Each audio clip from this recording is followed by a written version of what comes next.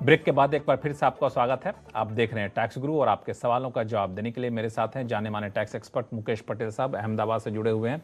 मुकेश जी, एक ईमेल आया हैदराबाद से टीएन गुप्ता जी का। इनकी उम्र बता रहे हैं 83 ईयर्स है, यानी सुपर सीनियर सिटीजन है। और इन्होंने जब एनएसएस स्कीम चली थी, नेशनल सेविंग स्कीम, तो ये जो है इस पे इन्होंने अकाउंट खुलवाया था। उस वक्त पैसा भी डाला। अब स्कीम तो बंद हो गई लेकिन इन्होंने अपना अकाउंट बंद नहीं किया। अब उस अकाउंट में जो पैसा जमा था उस पर इनको इंटरेस्ट मिल रहा है। तो अब ये जानना चाहते हैं कि जो इंटरेस्ट मिल रहा है क्या इस पर हमको टैक्स देना पड़ेगा क्या। और इन्होंने 2-3 चीज़ें काफ़ी स्पेसिफिक पूछा है कि टैक्स के लिहाज से बेहतर क्या होगा। पार्शियल विड्रॉ करना बेहतर होगा या फिर सेविंग इंटरेस्ट को सिर्फ विड्रॉ किया जाए या फिर दोनों को विड्रॉ कर दिया जाए। इनको जरा सुझाव दीजिए कैसे बेहतर होगा टैक्स बचाने के लिहाज से। बिल्कुल। लक्ष्मण जी, सबसे पहले तो गुप्ता जी हमारे एट द एज ऑफ 83 भी इतना सतर्क रह के ये सवाल पूछते हैं। I think we should complement him and such viewers of Tax Guru. अब उनका जो सवाल है ये 1987 में जो स्कीम आई थी, नेशनल सेविंग स्कीम, जो एनएसएस के नाम से प्रचलित है, तो ये एनएसएस के प्रावधान ये थे, एक सेक्शन उसकी थी 80 CCA।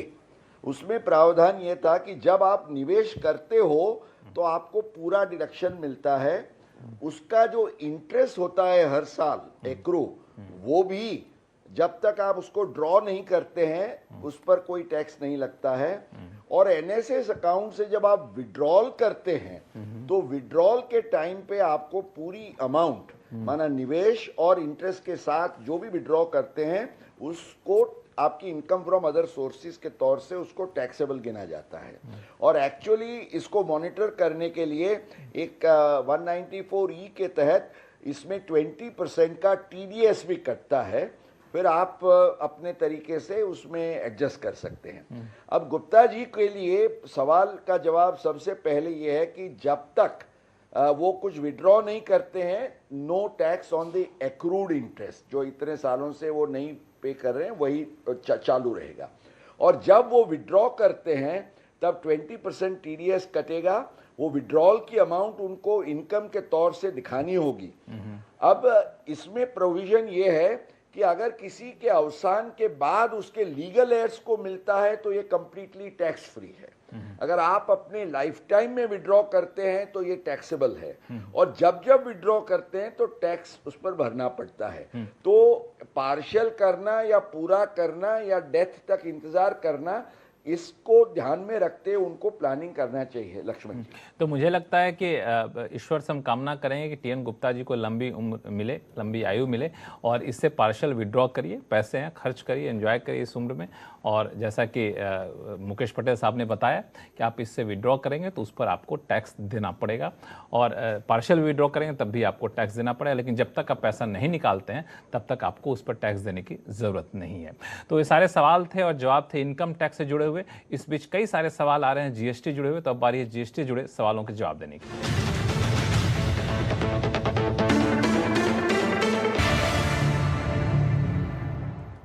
चलते हैं बड़ौदा, जहां से अक्षय शाह साहब हमारे साथ फोन लाइन पर जुड़ चुके हैं। अक्षय जी नमस्कार, क्या सवाल है आपके पास? नमस्कार सर, मेरा सवाल ये है, if I want to purchase a 3 BHK flat in Vadodara, ठीक है, my friend told me that if I buy a flat that is completed, I will not have to pay any GST as compared to an under construction flat. Please advise. जिनका कहना यह है कि अगर complete किया हुआ flat खरीदते हैं तो उस पर जीएसटी नहीं देना पड़ेगा, अंडर कंस्ट्रक्शन फ्लैट खरीदेंगे तो उस पर जीएसटी देना पड़ेगा, ऐसा इनको इनके मित्र ने बताया है। क्या यह सही है मुकेश जी? बिल्कुल, उनके मित्र ने उनको सही जानकारी दी है।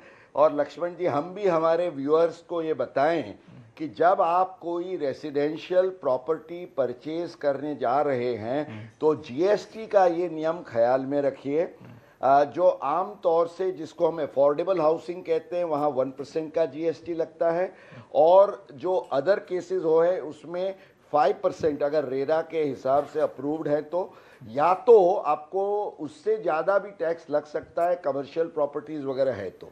पर ये जीएसटी में सबसे महत्वपूर्ण नियम ये है कि अगर प्रॉपर्टी का बीयू माना बिल्डिंग यूज परमिशन हो जाने के बाद आप उसको परचेज करते हैं तो उस पर कोई जीएसटी नहीं लगता है। लेकिन बुकिंग के टाइम से लेके आप प्रायर टू कंप्लीशन कंस्ट्रक्शन के स्टेज पर अगर प्रॉपर्टी खरीद करते हैं तो आपको जीएसटी का भुगतान करना पड़ेगा। बिल्कुल, तो यहाँ पे आपको ऐसे सूरत में जीएसटी का भुगतान करना पड़ सकता है और आपके मित्र ने जो सुझाव दिया तो बिल्कुल सही सुझाव दिया था। तो टैक्स गुरु में फिलहाल इतना ही। मुकेश पटेल जी, आपका बहुत बहुत शुक्रिया सभी सवालों का जवाब देने के लिए बेहद आसान भाषा में, और ख़ास तौर से आपने इनकम टैक्स रिटर्न से जुड़ी हुई जानकारी दी, बेहद जानकारी, अहम जानकारी, वो मुझे लगता है बहुत काम की है खास तौर से इस महीने में। और आपके पास कोई भी सवाल हो, चाहे इनकम टैक्स से जुड़ा हुआ सवाल हो, चाहे जीएसटी जुड़ा हुआ सवाल हो, तो आप हमें लिख भेजिए tax@moneycontrol.com पर। आप अपने सवाल के साथ अपना नाम और मोबाइल नंबर लिखना ना भूलें। नमस्कार, देखते रहिए CNBC आवाज़।